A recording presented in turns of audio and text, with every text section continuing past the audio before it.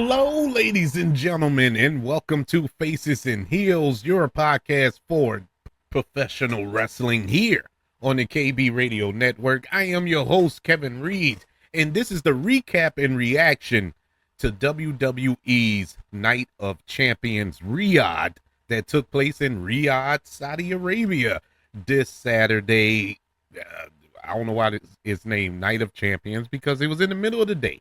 It came on this Saturday, June the 28th, and we were blessed with 6 matches on this card. 2 of them was the King of the Ring finalist and the Queen of the Ring finalist, and the winner of those 2 matches will go on to SummerSlam that takes place in August to challenge for the championship of their respective brand. And let me just say that I found it odd. I questioned a couple of minutes ago, why did they name this Night of Champions? They should have just had the King of the Ring pay-per-view. Night of Champions made no sense to me because you only had 2 championship matches. Now, out of the 6 matches, you had the WWE Championship match. You had a United States Championship match. Granted, the King of the Ring and the Queen of the Ring did have championship implications, but that was it. There was no other championships on the line, and it was kind of silly to me to name this PLE Night of Champions, because I'm growing up in an era where Night of Champions, where every championship was on the line. I don't care if it was the 24/7 championship, the hardcore championship, the European championship. Every championship was on the line at Night of Champions. Now, technically, Night of Champions was a part of WCW, but you get the point I'm trying to make. I think that was a waste of a pay-per-view. Honestly, we could have used that for an actual Night of Champions where all the championship belts were on the line, but whatever, but besides that, if that wasn't enough controversy, you had the controversy that this was taking place in Saudi Arabia. Now, every Saudi Arabia event is controversial, but this one was really controversial because you actually have some discourse going on in the Middle East, not too far from where these performers are performing. And so there was that big issue as well. There's the CM Punk of it all, who made it known years ago that wrestling in Saudi Arabia is pretty much against his morals.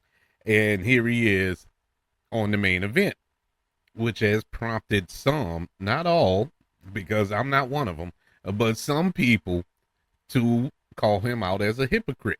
I feel, yeah, he probably felt that way at the time, but he changed. And hey, money changes your mind on a lot of issues, but regardless, it is what it is. It's not that big of a deal.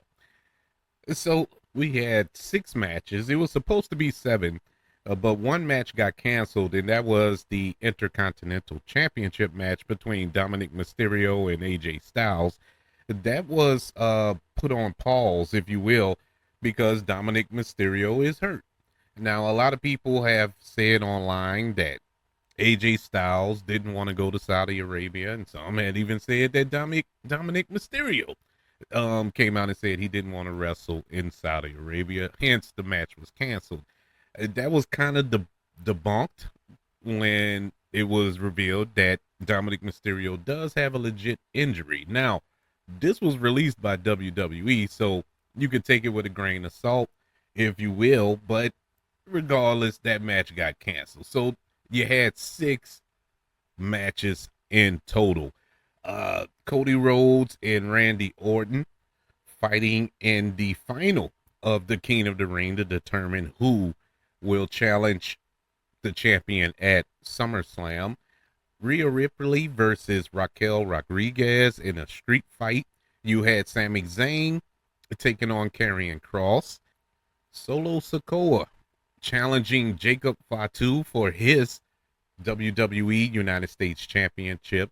you had the final in the Queen of the Ring between Asuka and Jade Cargill. And in the main event, you had the greatest of all time, John Cena, putting the WWE Championship on the line against the best in the world, CM Punk. So, without further ado, let's get into these matches and rank these matches. I guess you can go recency bias. I may feel differently tomorrow, after I let it settle.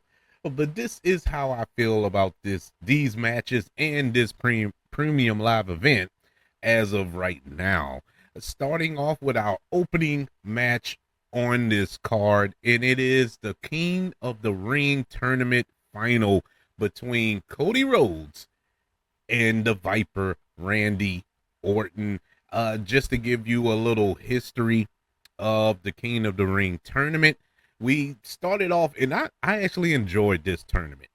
The King of the Ring used to be a pay-per-view or a premium live event, as they're called today, but they used to be a pay-per-view, and all of these matches took place in one night. And that crowned, at the end of the night, you crowned the King of the Ring because you done went through this sort of a gauntlet of opponents throughout the night. And that's why it was one of my favorites growing up, but it has changed. Now you have the tournaments on Raw and SmackDown leading up to the premium live event, whatever premium live event it may be. It just so happened that it fell on Night of Champions, whatever. But we started off with these fatal four ways, and Triple H, God bless him, he loves fatal four ways. I see he loved these multi-man matches. Oh my God, it's like, man, are we ever going to get singles? Do we ever get singles anymore? But I must say, I really enjoyed these matches that was on Raw and SmackDown the last few weeks. The first one, you had Braun Breaker versus Dominic Mysterio versus Penta versus Sami Zayn in a fatal four-way. Sami Zayn came out the winner in that fatal four-way. On SmackDown, you had Aleister Black, Carmelo Hayes, LA Knight, and Randy Orton. Randy Orton came out on top, meaning Randy Orton and Sami Zayn advanced to the semifinals. The other two fatal four ways, you had Andrade versus Cody Rhodes versus Damian Priest versus Shinsuke Nakamura. Of course, Cody Rhodes came out on top in that fatal four way. Bronson Reed, Jey Uso, Rusev, and Sheamus linked up together in a fatal four way. Jey Uso came out on top in that one, advancing him to the semifinals against Cody Rhodes. Cody defeated Jay, and Randy defeated Sami Zayn, leading to this match here. This match was years in the making, to be honest with you, going all the way back when they was a part of a faction together many moons ago. It was Cody Rhodes, Randy Orton, and Ted DiBiase Jr. I think they were Legacy, they were called, because their fathers were legendary wrestlers, so they had a nice little faction going on, and it broke up on bad terms. But when Cody Rhodes returned to WWE after his stint in AEW, they were on the same team. I think Randy Orton joined him in War Games, if I'm not mistaken. I think it was that War Games that CM Punk returned in Chicago a couple of years ago. And they pretty much were back to being on the same team throughout the last couple of years. You had some teases that Randy was going to turn on Cody and all this other stuff, but it never quite got around to it. Whether it was injuries or other parties came into play or whatever the case may be, they never linked up. So we finally get the match that, shockingly, I was excited for. I was probably more excited for this match than any other match on this card. And it just so happened it opened up the show. This was a decent match. It wasn't a barn burner by no stretch of the imagination. I would say this was a safe match. Uh, I don't know if one or both of these guys are hurt, and they kind of, you know, playing it safe in the ring, just to put it kindly. Now, I'm saying this, but the match wasn't bad. They were taking bumps, they were doing some big spots, but it wasn't nothing out of the ordinary with these two gentlemen. But overall, it was a fun match, decent match. I wouldn't even say fun, but it was a decent match. And ultimately, we got Randy Orton teasing a possible heel turn with the punt situation that he thought about doing, didn't do it, decided not to do it. It almost used the chair, but that got taken away by the ref. He took off the turnbuckle and was going to use that, or the turnbuckle cover, and was going to use that to assist him. And ultimately that backfired, to whereas Cody Rhodes took advantage and defeated Randy Orton to become the king of the ring. More importantly, he will go on to SummerSlam to challenge for the undisputed WWE Championship that he lost at WrestleMania to John Cena. So who will he face? Either John Cena or CM Punk? We'll see at the end of the night. Wink, wink. But that pretty much, once that match went final, it was automatic. I knew. I already knew, but that just put the icing on the cake. I was like, okay, I know who's winning the main event tonight. But Cody Rhodes is your 2025 King of the Ring. He will be main eventing SummerSlam against one of those two guys I just mentioned for the championship. Our second match of the night was a street fight between Rhea Ripley and Raquel Rodriguez. A match that I didn't care for. Going in, I didn't care for. And I get it. You got to give Rhea something to do. She can't have the championship all the time. Technically, Rhea can hold on to that belt for many moons. She can pull a Roman Reigns with that belt and hold on to it for 4 or 5 years if she chooses to, because she's over. She is the prototypical professional wrestler. She has every box checked, and nobody can touch her currently in the women's division. And this is a point in time when the women's division is at its peak, I feel. But we need to give her something to do. Raquel Rodriguez, she needs something to do. She is one half of the WWE Women's Champion or Tag Team Champion, and her partner is out and going to be out a while. They project and Liv Morgan to be out for about 4 to 6 months with that shoulder injury that she sustained. About 2 weeks ago, 3 weeks ago, whenever it was. Yeah, man. Give them something to do. And these two, they had a good match in NXT. Actually, they had a couple of good matches. And since they've gotten to the main roster, Rhea has shot to the moon. Yet Raquel is kind of stuck in neutral. And I don't know, man. It's really disappointing, I guess you could say, because I was a fan of Raquel in NXT. But once she got to the main roster, she hasn't done anything. She has not progressed at all, in my humble opinion. Haven't enjoyed any of her matches. Her promo work still is suspect. But I understand why she's there. I mean, she's a specimen. Once again, Rhea Ripley is one of the biggest, toughest women in the division, and Raquel towers her. And I didn't really put 2 and 2 together until I was watching this match. And I'm like, Raquel is taller and bigger than her. It might say stronger than Rhea Ripley. I didn't really put 2 and 2 together there. So these two should be having an epic rivalry, on the main roster. But I don't think. Well, it's not that I don't think. I know for a fact Raquel isn't on the level as Rhea right now. But to be fair to Raquel, the majority of the women aren't on Rhea Ripley's level. So, but I digress. I say all that to say this. This was the best Raquel Rodriguez singles match she's had on the main roster. This was a really good match. And with that being said, this wasn't a great match. It was one of Raquel's best match, but it was one of Rhea's weakest matches, if that's even possible. But it was decent.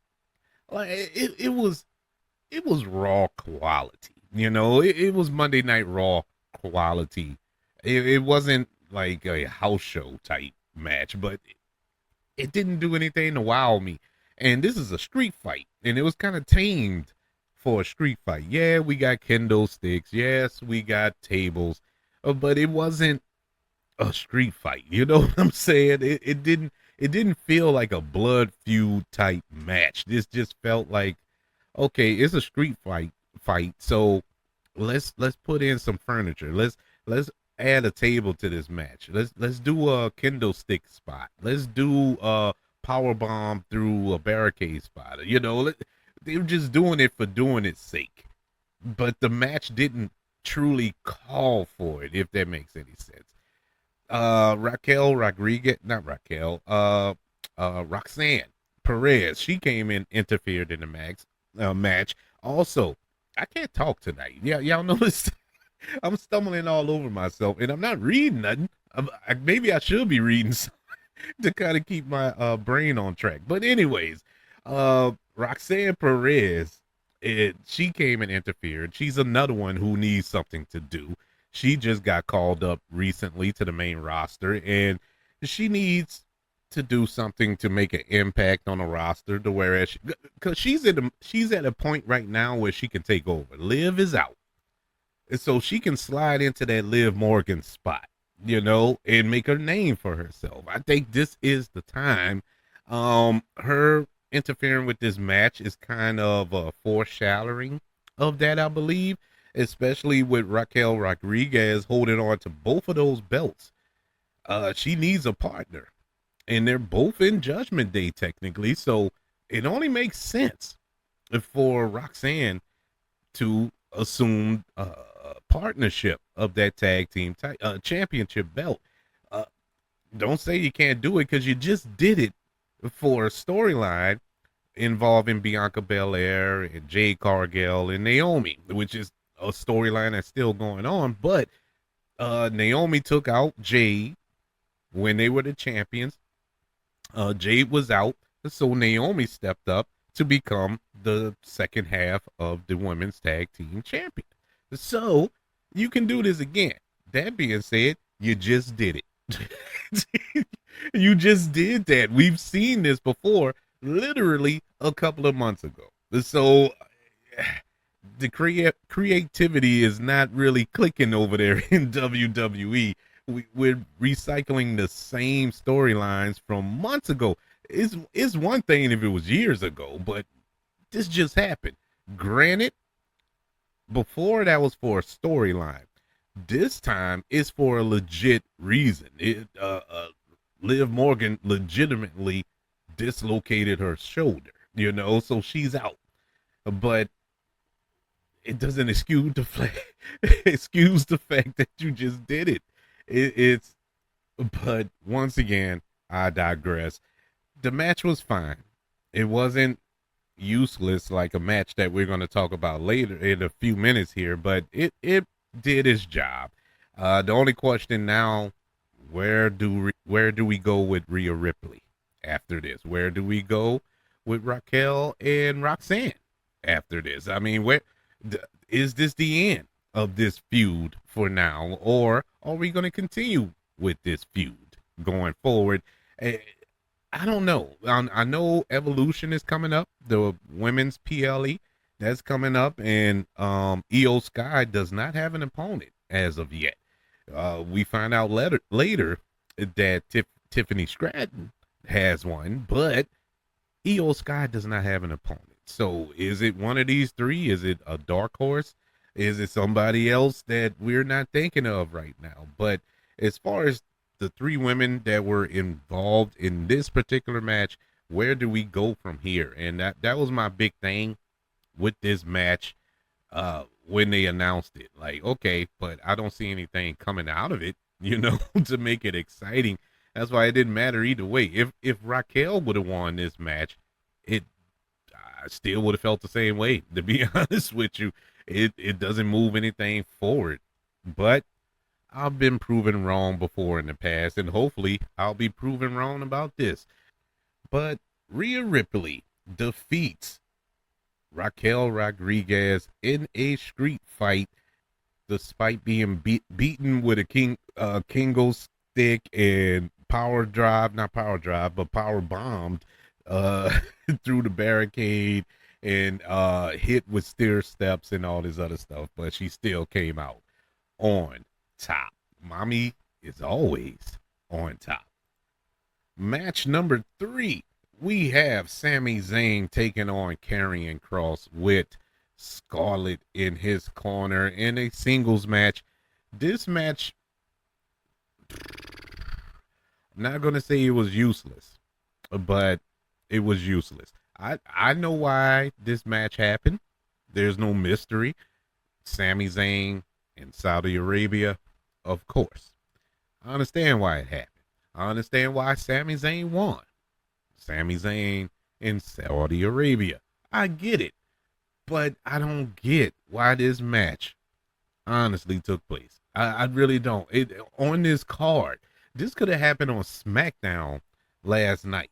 It would have been as exciting as whatever. This was nothing. I understand the Karrion Kross of it all.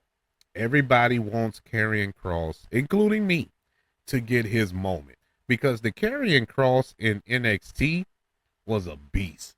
They built him up in NXT to the point if he would have came onto the main roster without the influence of Vince McMahon, he would be holding that championship right now. He probably would have been challenging Roman Reigns during his, tenure as the tribal chief and as the undisputed WWE champion. That's how much they built him up in NXT. Vince McMahon ruined that and then fired the man. Triple H brought him back. And since Triple H brought him back, he has done absolutely nothing. He's in the background, backstage, being the devil on the shoulder thing, talking to wrestlers and, trying to influence them. Yeah, he had that Final Testament stable with who was those guys? Can't even think of their name. That's how bad it was. The Authors of Pain. He had that stable. They got fired. They kept him, but he's still not doing nothing. It's just been bad, to the point he cut that promo after WrestleMania, which was fire, and I know he got it in him. And he can wrestle. He can do his thing. What's the issue? He's a Triple H guy. I don't understand what's happening. But just sticking him on this show, a match that was announced on Raw, I think, just a few days ago, in just like a pity a pity match, it felt like, okay, we'll give you a match on the PLE. It was nothing. Like, okay, even if he would have won this match, like the argument I was making about the street fight match, where does Rhea Ripley go after that? Where did Karrion Kross go after that? Even if he would have won. Now that he lost, I really want to know, where does he go after this? The match was all right. It was a Raw match. SmackDown even, but a PLE? No, it wasn't. This was a waste of time. I felt that this match was thrown on here to take the place of the Intercontinental match that was supposed to take place between Dominic Mysterio and AJ Styles, and it was just a last minute adjustment type deal. But I don't know, man. They would have did better just not having it, to be honest with you. Then you stuck it in the middle of the PLE. It kind of drained some of the soul out of the night, you know. And this was a crowd that was hot for Sammy, and they got quiet. That told you all you needed to know. Nobody was checking for this match, man. But it wasn't horrible. Like I said, it was just there. Sami Zayn defeats Karrion Kross in this singles match. Our fourth match of the night was a WWE United States Championship match where Jacob Fatu puts that belt on the line against Solo Sikoa. We know the history of this. Solo is the one who, quote unquote, brought Jacob Fatu in to the Bloodline. Has been kind of his enforcer for a while. Then all of a sudden, everybody started liking Jacob Fatu. And he broke off on his own. He won the United States Championship at WrestleMania by defeating LA Knight. It was great. He turned face after he heard Solo Sikoa talking about him backstage. It was just a mess. And so it leads us to this match where the two finally went fisticuffs in the ring. This was telegraphed as well. No shock here. Pretty much knew the outcome. It was just a matter of how the outcome was going to come. And it was at this point during the PLE that I was convinced that these are the type of matches we're just going to get tonight. It's not going to be nothing. And not just tonight. All PLEs under Triple H. I've been trying to give it a chance. Every now and then you get a banger.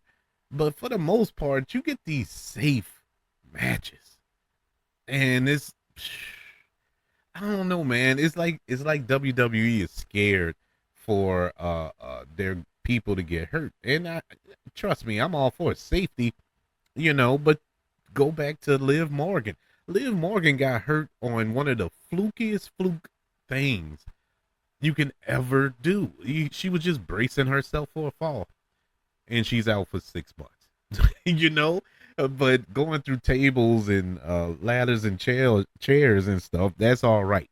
But that's neither here nor there. Yeah, it just felt safe, man. It wasn't a brutal match like I was hoping, and you got two brutes in there.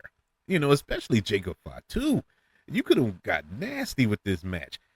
But I know you just had a street fight on this card, so you didn't want to have two. Well, my counter argument to that, don't have this match on this card. This should have been saved for SummerSlam, in my humble opinion. But this is where we got it. All right, fine. It was just that. Fine. It was a fine match. I didn't feel no type of way. Like I said, I knew Solo Sikoa was going to win this going into it. It was just a matter of how. We had two returns during this match. Well, one return and one debut. You had the return of Tonga Loa to help assist Solo. And then you had the debut of Hikaloa. And if you don't know who Hikaloa is, look him up, man. I mean, the dude is like 7 feet tall. And not 7 foot, big show tall. He's 7 foot of man. This is a 7 foot tall Roman Reigns looking type. That's his build type. Just scary. But he came through, kind of botched the little choke slam that he did to Solo in the table. But whatever, it is what it is. But it led to Solo Sikoa pinning Jacob Fatu with a Samoan spike to become the new WWE United States champion. And this is Solo Sikoa's first singles title on the main roster. That's cool. He needed that. Now, if anybody needs a belt, it's Solo. And it's not because Solo is weak in anything or his character is weak. Solo has stepped his game up immensely since the bloodline has kind of broken apart. But I think he needed a belt to kind of reassert himself as a dominant figure within this division or on SmackDown, however you want to call it, and bring the bloodline back to some remnants of what it was before. It's not going to be what it was before under Roman Reigns. That ship done sailed. We didn't move past that. But if we're going to have this new, fresh bloodline, and Solo Sikoa was going to lead it, he needed to have something gold around his waist. So this is smart. I just wish it would have happened at SummerSlam, you know, a bigger stage, if you will, and a bigger impact, I believe. But whatever, we got it here. I'm gonna accept it here. I did enjoy the match. I'll go as far as to say it was one of the better matches of the night, you know, but like, it just didn't set the world on fire. But at least it had some sparks, because our next match was, oh my God. it, was, it was the Queen of the Ring tournament final between Jade Cargill and Asuka. Asuka, she just returned after being out about a year and a half with a knee injury. I think she had to have surgery and whatnot, but she just returned, fighting her way to get to this final. And you have Jade Cargill, who WWE is trying their best. I give it to WWE. They're not the problem. I'll just say that.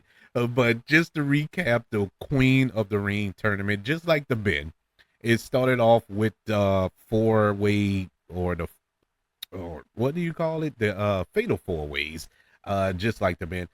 You had Kairi Sane and Liv Morgan, Rhea Ripley, and Roxanne Perez in our first women's fatal four-way. Roxanne Perez came out on top in that match. Next, you had Piper Niven and Nia Jax, Meechin, and Jade Cargill. In that fatal four-way, of course, Jade Cargill comes out on top in that one. Alba Fire, Alexa Bliss, Candice LeRae, and Charlotte Flair in another fatal four-way. Alexa Bliss comes out on top in that match. Then you had Asuka taking on Ivy Now, Raquel Rodriguez, and Stephanie Vaquer. Asuka comes out on top. She faced Alexa Bliss in the semifinals, and Jade Cargill took on Roxanne Perez in her semifinal match. That gave us this match between Asuka and Jade.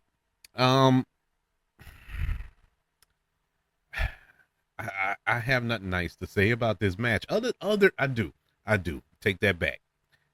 Asuka, that was it. Asuka, I knew that Asuka would have to carry this match for it to have any shot of being anything.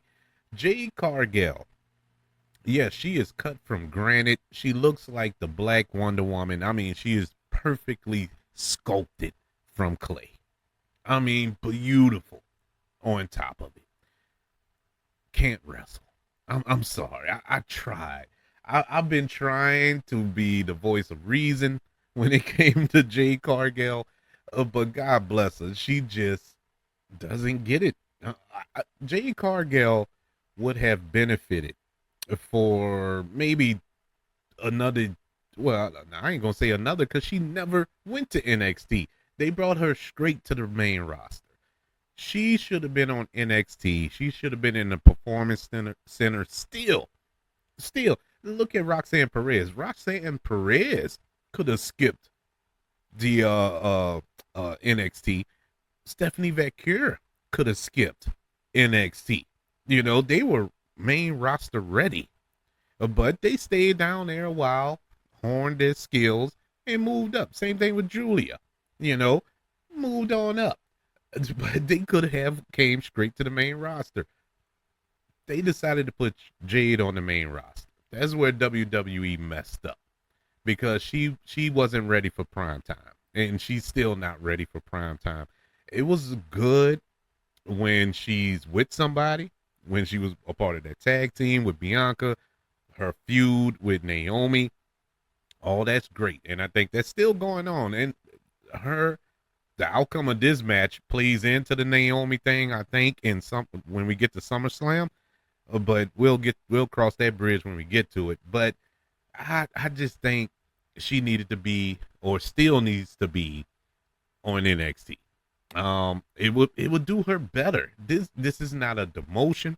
This isn't to say that she's, useless or whatever. You can get great use out of her in NXT. For example, Mariah May, or what she's going by in NXT, Blake Monroe.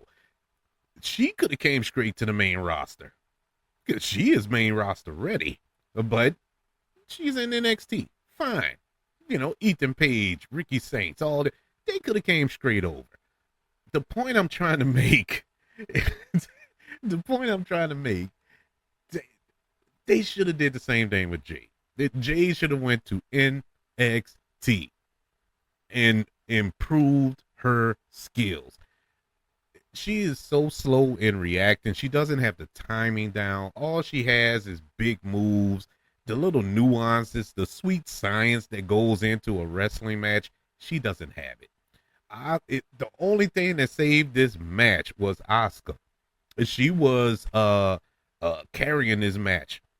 She was trying her best, but you can only lead a horse to water. You can't make it drink. And poor Jade, it's like she setting up for spots. She's trying to remember where she was supposed to be. She's out of position constantly. It's like, my God, do y'all go over what y'all gonna do in the match? It's like she struggles so hard, man, and it's painful to watch. And I'm saying this not to be a Jade Cargill hater. I'm saying this because I like her. I really want her to succeed. I want what's best for her, and they need to do something better. Shooting her straight to the moon is not going to work. Her and Tiffany Stratton at SummerSlam, you can keep it because Tiffany Stratton is still not up to snuff, in my humble opinion, when it comes to her ring work. Yeah, she's very athletic. She is entertaining at times, but she is not 100% there. So them having this match at SummerSlam, my question is, who's going to carry that match? Because they're both green. I don't know how is this going to work. That's why I think that Naomi is going to have that epic cash in with the Money in the Bank contract in that match and make it a triple threat match or whatever the case may be, because you need somebody to save it. As it stands right now, they can keep that. Actually, they can have that match at Evolution.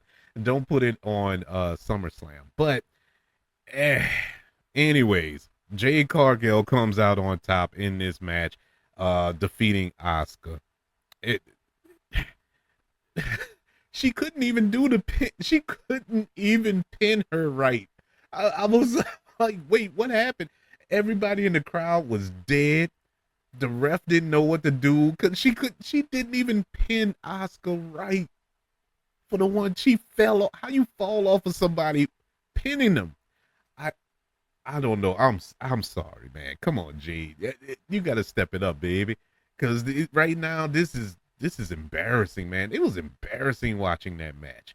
And it was the shortest match of the night, thank God. But they could have cut that in half. I think this match went 8 minutes.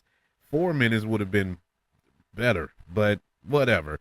Jade Cargill is your new Queen of the Ring. She will challenge Tiffany Stratton, if she has the title, at SummerSlam for the WWE Women's Championship. We shall see how this plays out going forward until we get to that big PLE.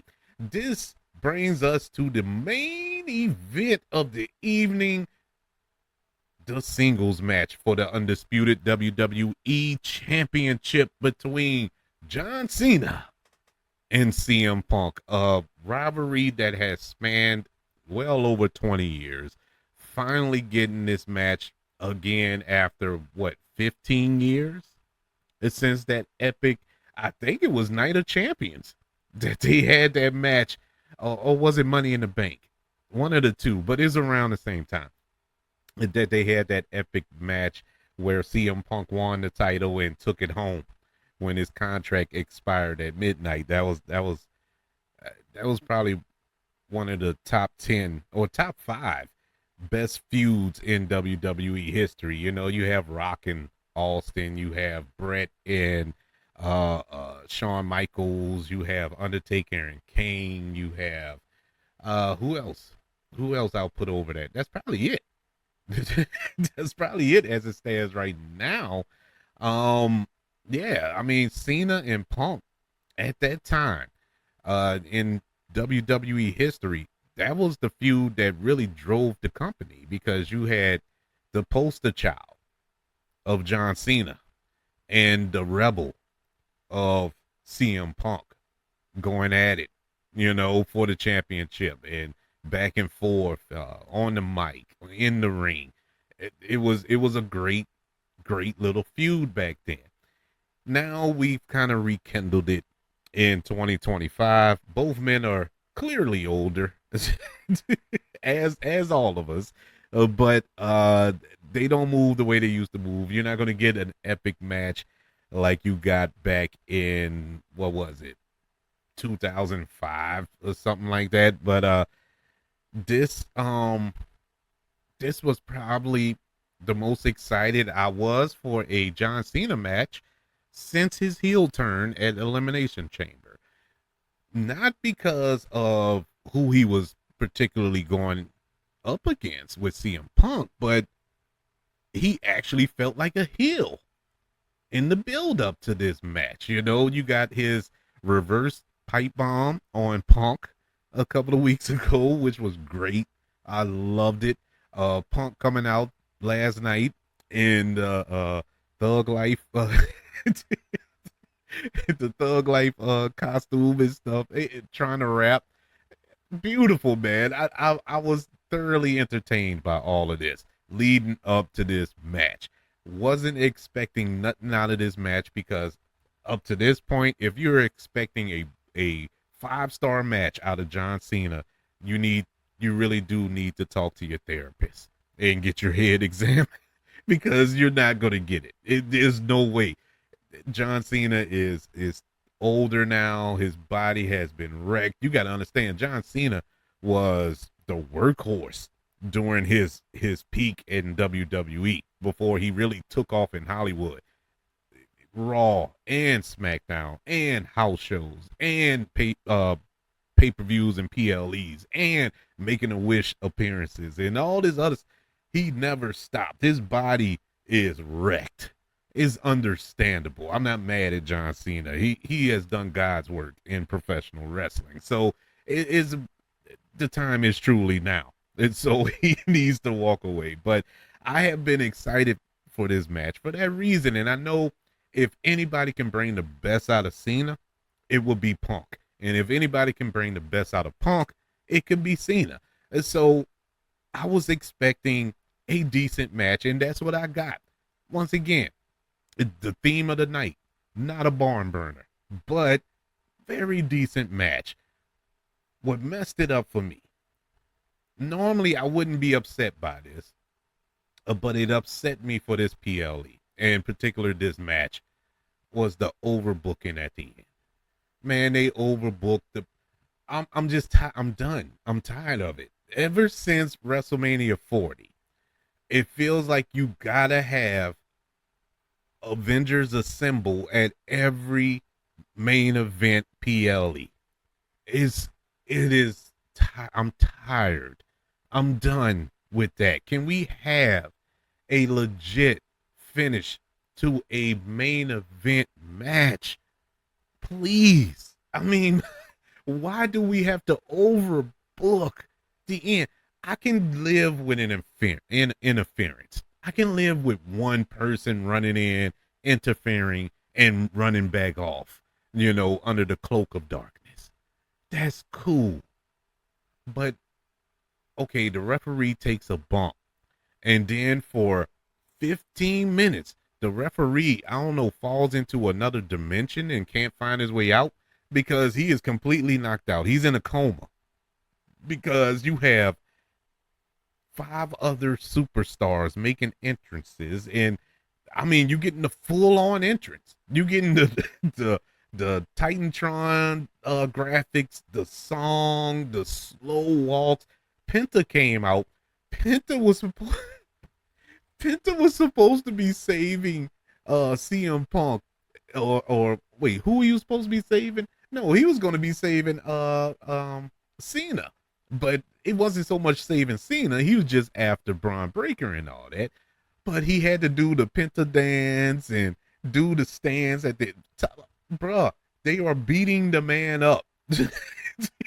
He's doing the Cieto Moto. And I'm like, my God, bro, will you go save this man from this butt kicking he's getting? It was so ridiculous. Then you had Sami Zayn come out.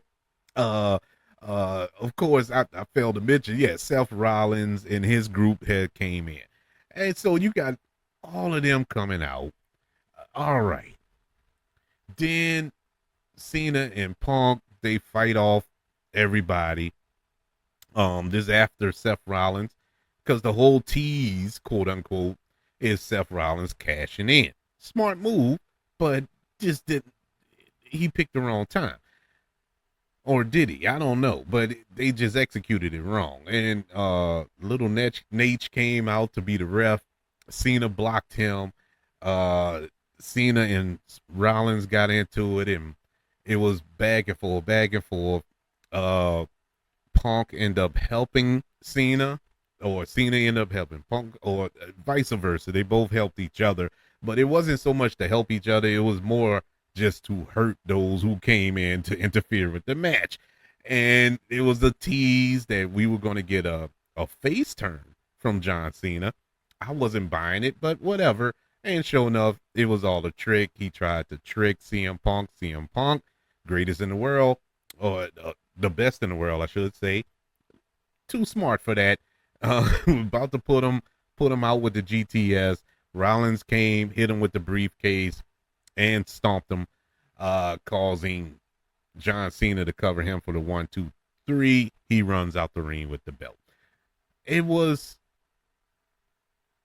too much, man. It was way too much going on at the end of this match. It was unnecessary. It was just a lot of unnecessariness. I don't know, man. Triple H, he is really starting to. He's weakening, man. The shields are weakening. You're starting to get some stuff through here. I'm gonna pose the question again. I posed them in the other matches. Where are we going with this?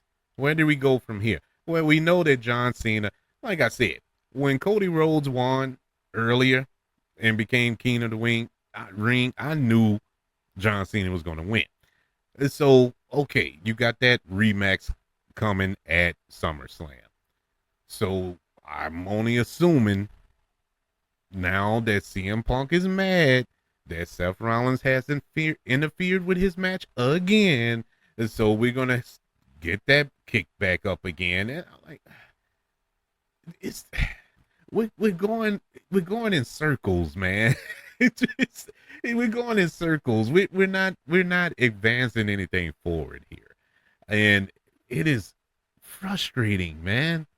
It is so frustrating because these are some of the best performers in the world, and we're doing the same thing over and over again. And I don't know, bro. We got to step up our game. It's kind of lazy. It feels like lazy booking to me.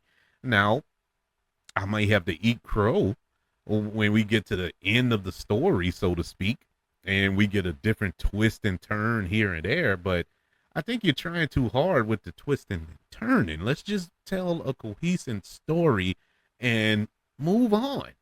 Move on. I don't know, but John Cena retains the undisputed WWE Championship. He will face Cody Rhodes at SummerSlam.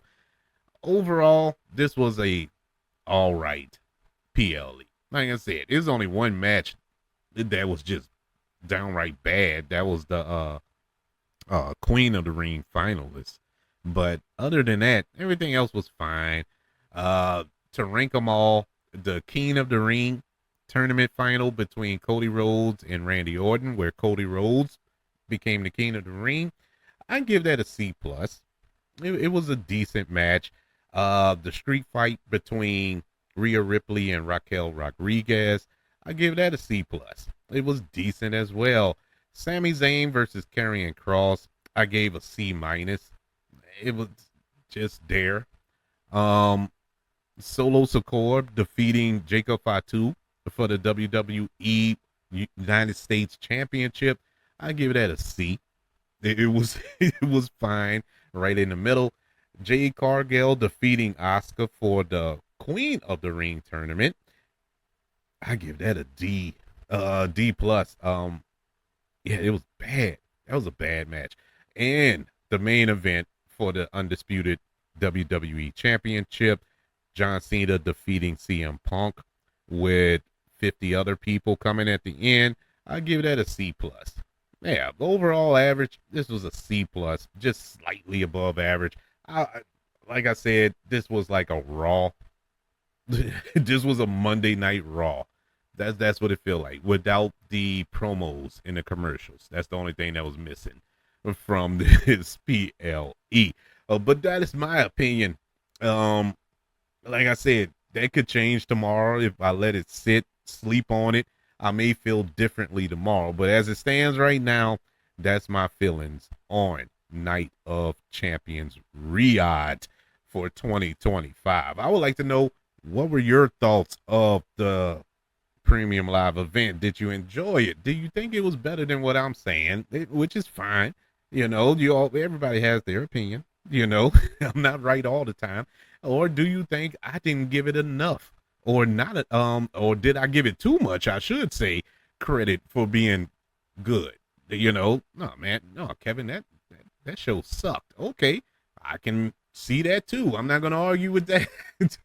But I would love to know your thoughts. Email the show, kbradiopodcast@gmail.com. You can also search for the show on all social media platforms. Just search for the KB Radio Network. Also, subscribe to the KB Radio Network channel on YouTube and like this video if you don't mind. Don't forget about the 5 stars, the reviews, and sharing this show if you're listening on Apple Podcasts, Spotify, iHeartRadio, wherever you are currently listening to Faces and Heels here on the KB Radio Network. Everybody, thank you for joining me for this recap and reaction to WWE's Night of Champions. I think the next PLE is Evolution, if I'm not mistaken. Yeah, that's in July. It may be another one in there, but I do know Evolution is coming up. I know Saturday Night Main Event is too, but I'm not gonna review that one. Even though Goldberg, that's his final match, I don't care about it. I'm gonna watch it, but I'm not like, oh man, I can't wait to talk about it. It's Goldberg. Did you see him come out on Raw a couple of weeks ago? He could barely move. I'm supposed to be excited about that match. No, sir. But anywho's, whenever the next PLE pops up, you can best believe that I will be back here to recap and react to it.